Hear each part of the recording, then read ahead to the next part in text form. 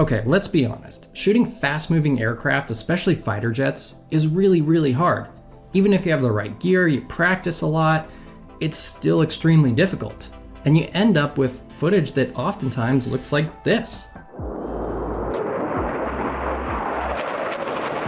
Shaky, jittery, and almost unwatchable. But we can fix it. And today I'm going to show you a step-by-step process of how to take that raw, shaky footage and turn it into nice, smooth, cinematic footage using After Effects and motion tracking. And if you're someone who shoots a lot at airports and air shows, or low-level flying, any sort of aviation where you tend to get shaky footage, this is going to be a game changer for you. Now, before we even touch After Effects, let's talk about how to get the best footage possible right out of camera. Because if you start with really, really shaky footage, even After Effects isn't going to be able to fix it. So let's talk about some gear and things you can do to help with that. First, let's talk about camera settings. So I'll typically shoot at 4K because I want the highest resolution possible for this.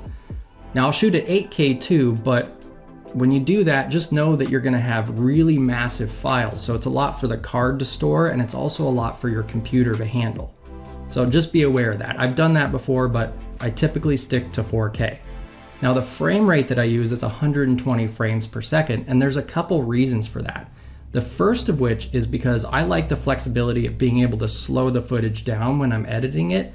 It just gives me a little bit more freedom and creativity. But the second reason is for stabilization specifically, because you have so many more frames in a second and you have to up the shutter speed with that. So you're gonna get a sharper image out of it than if you're shooting at 30 frames per second. It just helps with tracking because you have sharper images for that tracker to grab onto. Now for shutter speed, the rule of thumb is to double your frame rate. So if you're shooting at 30 frames per second, you're gonna be at 1/60th of a second. If you're shooting at 120 frames per second, you're gonna be at 1/240th of a second. My camera doesn't have 1/240th, so I'm at 1/250th. And I'll even bump it up from there just to get a sharper image. So I'll go up to even 1/400th of a second. I won't go too much higher than that. The problem is when you get into those higher shutter speeds, it starts to look really jumpy and not very smooth. So I don't typically go above that, but I'll go outside the rule just a little bit just to make sure I have sharper images. And that's okay because most of the time you're not going to notice it. Next up is aperture, and honestly the best thing you can do here is just have your aperture as low as possible or as large as possible, lowest number possible, because that's going to give you the best separation of the subject and the background, where the subject is nice and crisp and clear and the background is blurred out. So that's going to help it track a little bit better. And when you're shooting with really long lenses, like anything over 200 millimeters, 200 to 500, 180 to 600, you're gonna get that separation almost no matter what aperture you're at. So it doesn't really matter too much, but I would say stay below f10. So anywhere between f2.8 and f10 is perfect. So just stick right in there. Now I'm gonna talk about the gear that I use, and there's no right or wrong on this. A lot of people use different gear. Some people use Canon, some people use Sony, and they love it and it works well for them. So I'm just gonna talk about what I use. I use a Nikon Z8, which I love this camera because the photos are really high quality, but what really sold me on it was the video capability, because it can shoot 4K at 120 frames per second and even 8K at 60 frames per second. But like I said, the files are massive when you do that. And then the lenses that I use for aviation are a 70 to 200 f2.8 or 200 to 500 f5.6. And then sometimes I'll rent a 180 to 600, which is also f5.6, I believe.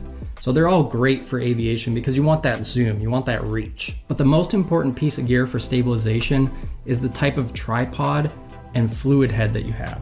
So I have this one. This is a Sear carbon fiber tripod. You can see it's pretty thick. It's nice and sturdy. It has the twist locks. Some people like those, some people don't. It's worked great for me. But the really, really important part is this head right here. This is a small rig, heavy duty HD10 fluid head. And what this does, when you're dragging, it just smooths out this rotation this way.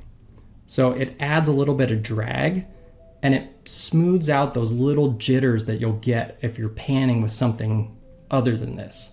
And it does it up and down too. And you can adjust the drag a little bit and it's great. This setup has never let me down. And there's a lot of other setups out there, like Manfrotto makes a bunch of them, but Manfrotto is ungodly expensive. So I typically build my own systems, and they've always worked great for me.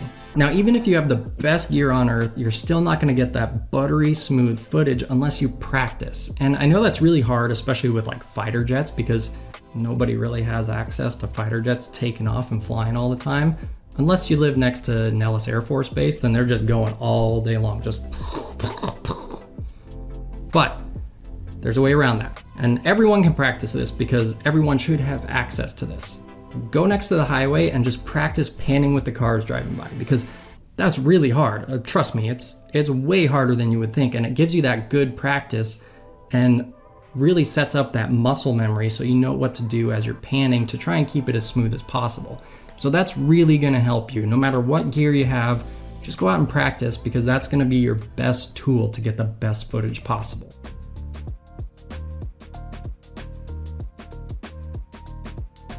All right, so we're gonna start by opening After Effects. And once we have it open, we're gonna create a new project. And now you'll see this new window with nothing in it. And the first thing we're gonna do here is import the footage that we wanna use. And if you guys wanna follow along, I'll leave a link in the description below so you can download the footage. So go to File, Import, and navigate to the video that you wanna use. I'm gonna select this file here, which is the one that we're gonna be working with.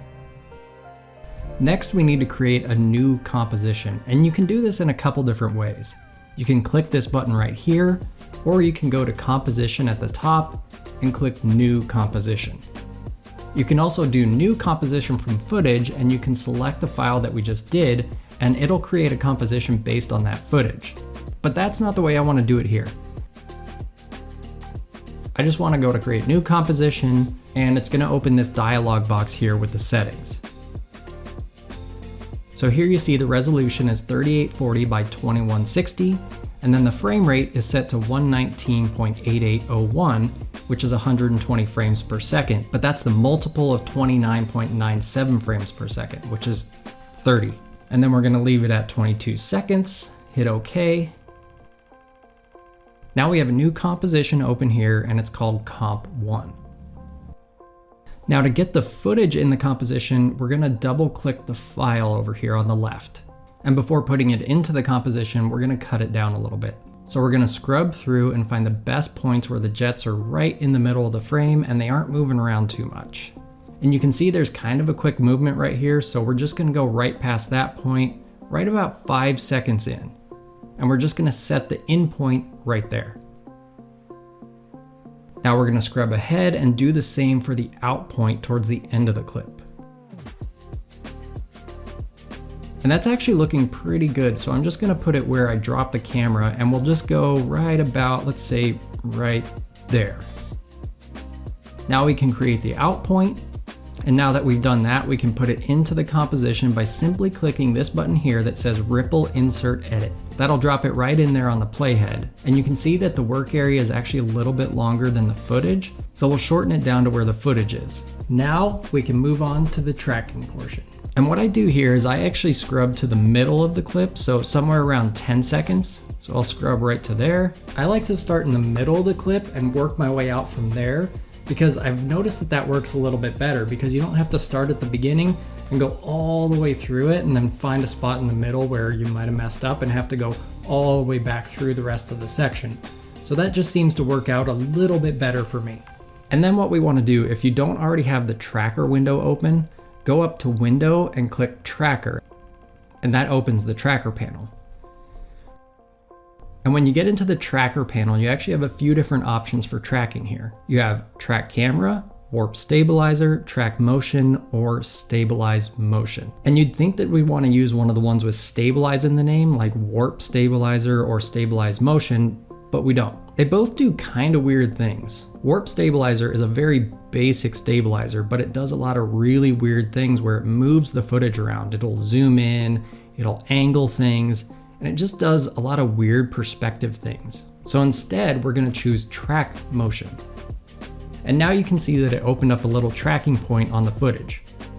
Now in the tracker panel, you have motion source, which is the footage. Current track is set to tracker 1, which is that point on the screen there. And then the track type says transform, but what we want is stabilize. And then you can see below it, it says position, rotation, and scale. We just want to choose position because rotation and scale do a lot of really weird things. Like scale will scale in and out. So it'll zoom in and out on the footage as it's going through, and it just looks kind of weird. And then rotation will rotate the image back and forth, and that also looks really weird. So we're just gonna stick with position. And before we can start tracking, we also need to set the tracking point. So I'm gonna zoom in to 200% on the footage so we can see things a lot better. Now, click on the tracking point. We're gonna make it a lot bigger right now so we can figure out what we wanna track. And there are actually a lot of good tracking points in here because of the contrast between the jet and the sky in the background. It's really good, which that's exactly what we're looking for. So let's see what we have. We have the nose if we want. We have the intake right here that has a nice black line on it. We have this bottom wing. We have the top wing and the vertical stabilizer. There's a lot of good contrasty points here, but I think I'm gonna go with the upper wing or the right wing and the vertical stabilizer. And I'm gonna make the bounding box pretty big around it. Now, one thing to note is that the bigger you make it, the slower it's gonna go. So you don't wanna make it too big. So I'm gonna go right about there. The reason I'm doing this spot is because it has a lot of sharp edges, it has corners, it has valleys, and there's a lot of good contrast between the jet and the background. So I'm gonna make it just big enough to cover all the points that I'm looking at. I have this corner, this corner, this corner, this corner, this corner, and all these hard edges. That's a good starting point right there. And I'm just gonna bring the outside box in just a little bit here. The inside box is the part that actually does the tracking. With the outside box, you're telling it, you can look around in this space to help with the tracking, but that inside box is the really important one. So that's the one you wanna frame your points in. And the bigger you make this box, the slower the program is actually gonna run. So you don't wanna make it too big or else it's gonna take forever to actually process everything. So we'll see how this does to get it started. Now that we have the tracking box set, let's go into the options over here. And one of the things I was talking about was contrast. And that's because that's what we're gonna use to track everything. You can do this a few different ways, and that's what channel is right here. So the first option is RGB, the second is luminance, and the third is saturation. So that's basically everything that it's looking at to track. So RGB and saturation are using color to track, and luminance is using contrast. But because there's not a lot of color in here, luminance is what's gonna work best for us here, and it seems to work best for everything that I've done in the past. Then you can pretty much ignore all the rest of these settings except for this one right here that says if confidence is below 80%. We're gonna leave that at 80%, but you have a few different options here. So basically this is telling it what to do when it loses track of a point or it gets a little bit confused. You can have it continue tracking, stop tracking, extrapolate motion, or adapt the feature. And I always tend to go with stop tracking. That way, if you notice that it jumps around in the footage, you don't have to go all the way back to that spot and find where it is and then fix it. You can just see right where it is and fix it right then and there in real time. And confidence at 80% seems to work really well for this type of stuff, so we're just gonna leave that how it is. So we have luminance, stop tracking, and I think we're good, so hit OK. And then you'll notice down here we have 4 buttons. These are the buttons that we're gonna use for the tracking. You have Analyze Forward, Analyze Backward, Analyze 1 frame forward, and Analyze 1 frame backward. To start, we're just gonna do Analyze Forward. So that's gonna have After Effects automatically do this process on its own. And we'll use the other ones as well, but I'll explain when we get there. And like I said, I like to start in the middle of the footage and work my way out from there because I don't wanna have to go all the way through the footage and then backtrack and have to repair big chunks of the footage. With this, we can just work one way and kind of work it in increments. So it makes it a little bit more bite-sized and a little bit more efficient, in my opinion. So we have it in the middle here and we're gonna click Analyze Forward.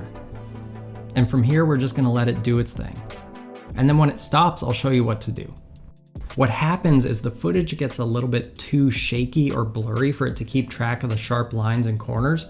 So it'll stop instead of just continuing on. And you can see that it's keeping all the points in the box really well right now. I just noticed that the corner where the vertical stabilizer and the horizontal stabilizer come together is getting a little bit close to the edge of the box. So I'm just gonna pause it here and readjust the box and make sure we have that corner in there. But just remember, the bigger you make the box, the slower it's gonna go. The one thing that you really don't wanna do is drag the box around and reposition it, because it'll make the video jump around. So just resize it if you need to, don't move it around at all. Now we're just gonna keep going from here and we're gonna see how it goes, but I can guarantee it's gonna stop at some point or another. You can see this footage here is actually pretty sharp and pretty crisp, but every time it moves, it gets a little bit blurry. So that's when you're gonna notice it has some issues. And I think toward the beginning and end of this clip is where we're really gonna have the most issues. As you do this a bit more, you'll start to learn what to look for in the footage before you even import it. All right, let's keep analyzing forward. We've got about 4 seconds so far, and it's doing a pretty good job right there. It's really stable, it's really not moving around a lot. But sometimes it moves a lot really quickly, like it did right there. And that's what happens. That's when it gets confused and stops.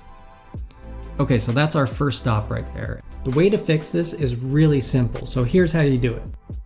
You're gonna open up the layer here and you'll see these dots, this line right here. Those are all keyframes. So we're just gonna scrub back a few frames to where it was still doing well. And then instead of hitting analyze forward, we're gonna analyze forward by 1 frame, and we're just gonna do it a few times until we get past the part that it had trouble with. And you'll see as we do this, it's adding new points in there. They're all really close together and they're starting to get farther apart. When they're all really close together, that's a good sign, but as they start getting farther apart, that means it's moving quite a bit more right here. So we'll just keep going frame by frame for now. And then once it smooths out, like about here, we'll let it go on its own. Let's see how it does. I mean, honestly, it's doing a pretty good job. Sometimes it doesn't do a very good job, especially when there's a lot going on in the background. If there's not the sky or something just solid in the background. For example, when I'm shooting low level, there's a lot of trees and mountains that are just going by really quickly. And so that tends to confuse the tracker. And it just takes a lot more time, a lot more patience, and a lot more manual input from you. All right, so it stopped again. So I'm just gonna scrub back a little bit again.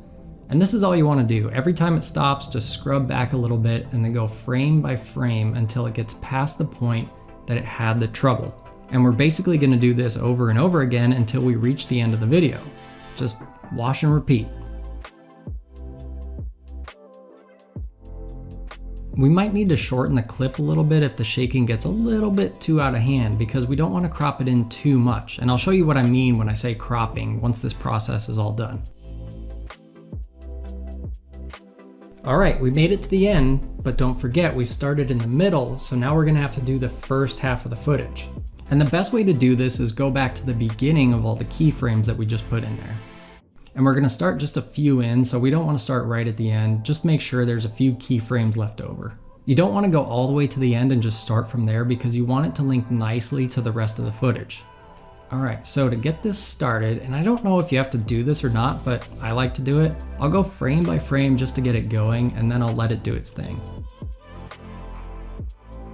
We'll probably have to make the box a little bit smaller as it goes through, because there might be a lot of dead space on the top and bottom here. So we'll just adjust that as needed.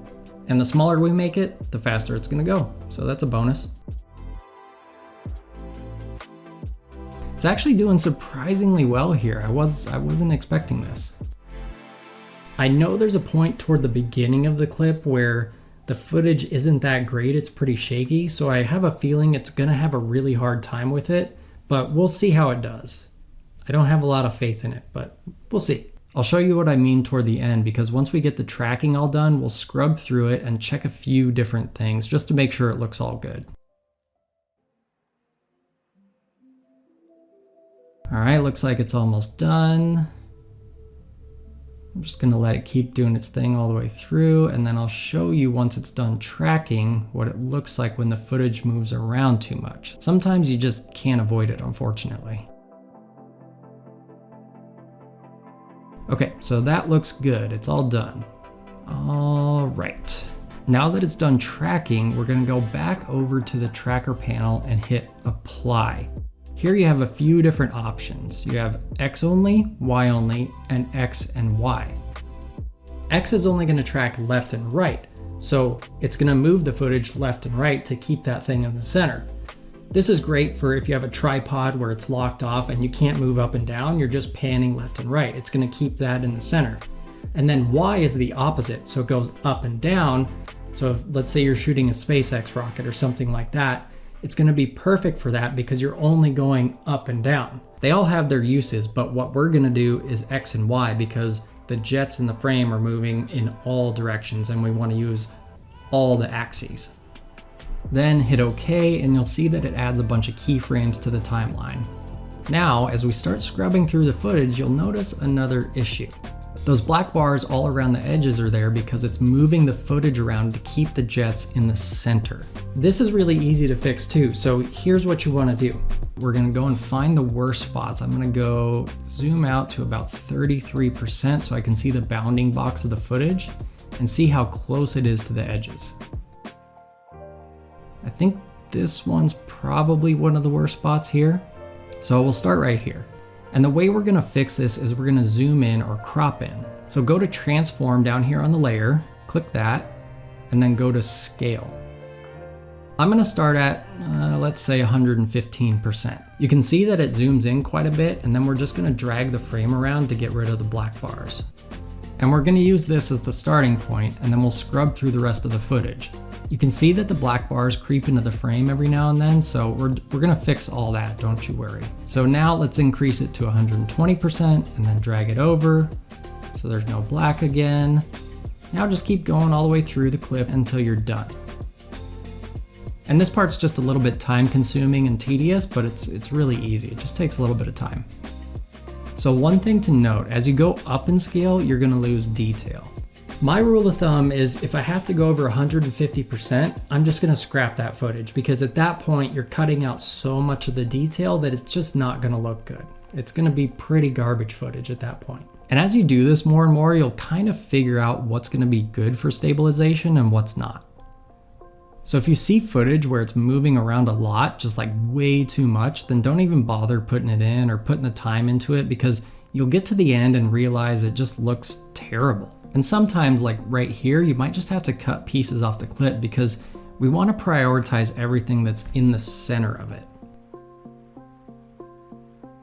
So yeah, right here, we're just gonna have to cut the end off because I really don't want to scale it too much more than I already have. Maybe 1% more. Actually, I'm gonna leave it at 130%. And we're just gonna cut the end of the clip. So just like that, looks like we have all the black bars gone. And let's see, right about there. Okay, so we're just gonna shorten the work area. So now the clip is about 19 seconds long instead of 21, and that's okay.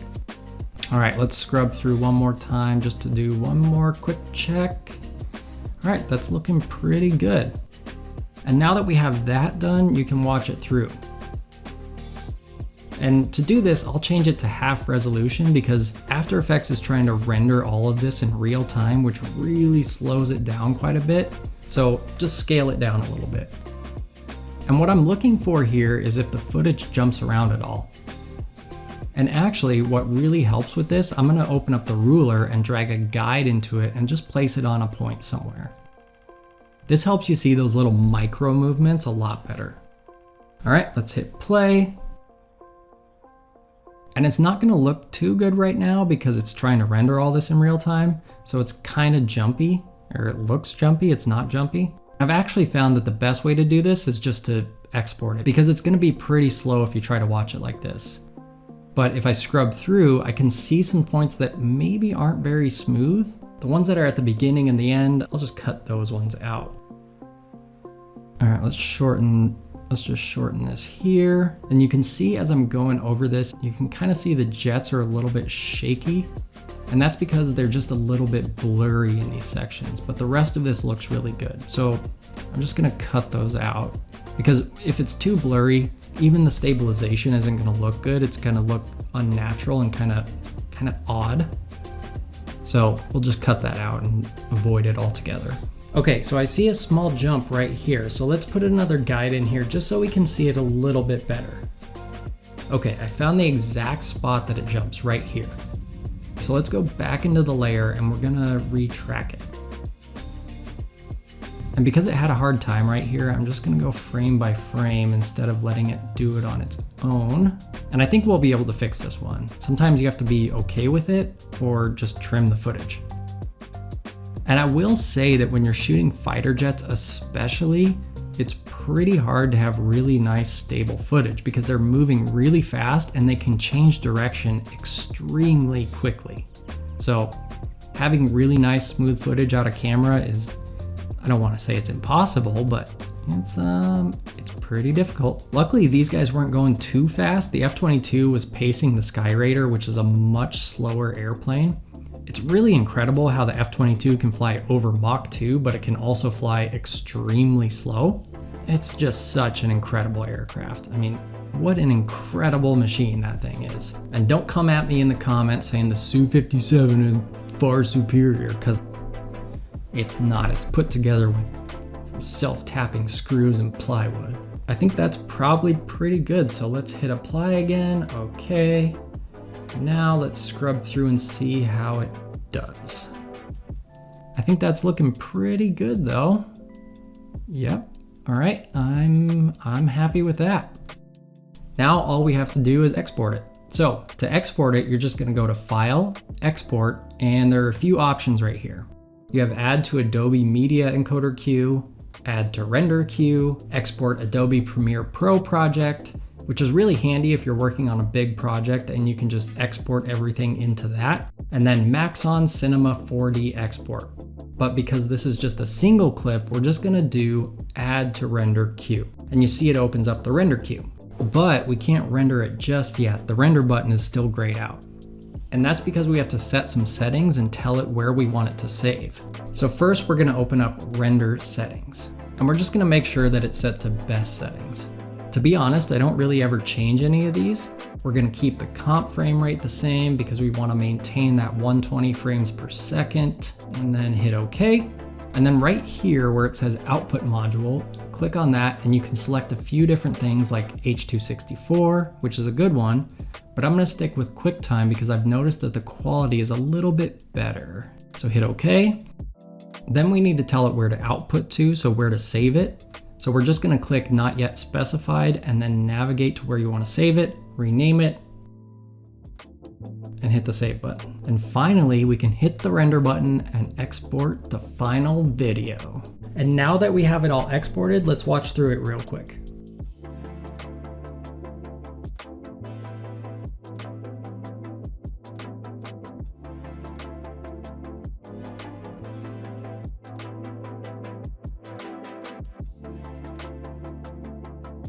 Yep, that looks great. Here are the before and after side by side. So check it out. You can see that the original footage here moves all over the place. And the new stabilized footage is smooth and nice to watch.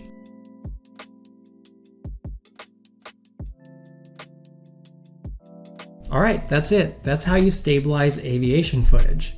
If you guys have any questions, just leave them in the comments below. And if you enjoyed this, make sure you like it and smash that subscribe button. And I will see you guys in the next video. Thanks for stopping by. See ya.